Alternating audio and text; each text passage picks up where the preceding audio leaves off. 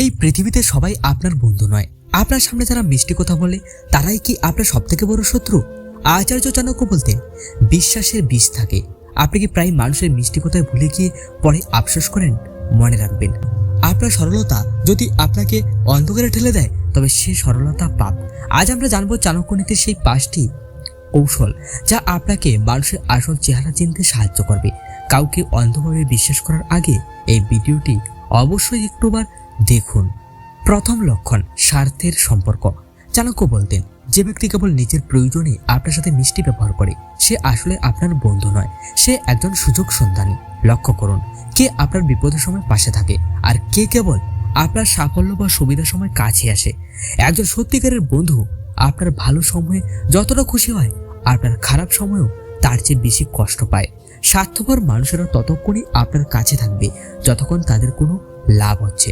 Number 2, দ্বিতীয় লক্ষণ, কথার অমিল ও গোপন আলোচনা। চাণক্য একটি চরম সত্য বলে গেছেন, যে ব্যক্তি আপনার সামনে অন্যের নিন্দা করে নিশ্চিত জেনে রাখুন সে অন্যের সামনে আপনার নিন্দা করবে।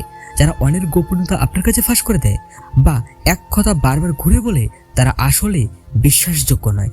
দ্রুত মানুষের কথা ধারাবাহিকতা থাকে না। যদি দেখেন কেউ আপনার সামনে বারবার অন্যের সমালোচনা করছে, সতর্ক হন, কারণ আপনি তার পরের শিকার হতে পারেন। তৃতীয় লক্ষণ, বিপদের সময় অদৃশ্য হয়ে যাওয়া। চাণক্যের মতে মানুষের আসল চেহারা চেনার সবথেকে বড় পরীক্ষা হলো বিপদ। যখন আপনার ক্ষমতা থাকবে না, অর্থ থাকবে না, তখন কারা আপনার পাশে থাকে? যারা আপনার খারাপ সময় আপনার থেকে দূরে সরে যায় তারাই আপনার জীবনের সবচেয়ে বড় শত্রু। যারা কেবল আপনার সুখের ভাগিদার তারা আসলে আপনার বন্ধু নয়। চাণক্য বলতেন, রোগ, আগুন, শত্রু, সাপ এরা ছোট হলেও ধ্বংসের কারণ হয়।